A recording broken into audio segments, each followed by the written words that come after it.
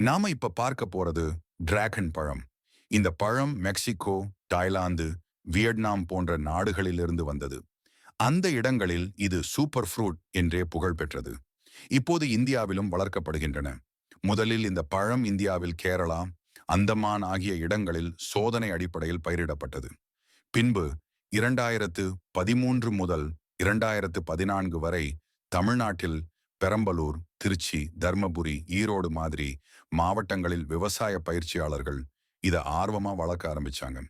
இதோட நன்மைகள் பாத்தீங்கன்னா குறைந்த தண்ணீர்ல வளரக்கூடியது, வறட்சி நிலத்துல கூட செம்ம வளர்ச்சி, மார்க்கெட்ல டிமாண்ட் அதிகம், fibre, vitamin C, anti oxidants, health boost, சர்க்கரை அளவை கட்டுப்படுத்தும், இம்யூனிட்டியும் பக்கா ஸ்ட்ராங் பண்ணும். இந்த பழத்தை பத்தி நீங்க என்ன நினைக்கிறீங்க? டிராகன் பழம் உங்களுக்கு பிடிக்குமா? கமெண்ட்ல சொல்லுங்க. நன்றி. அடுத்த வீடியோல சந்திக்கலாம்.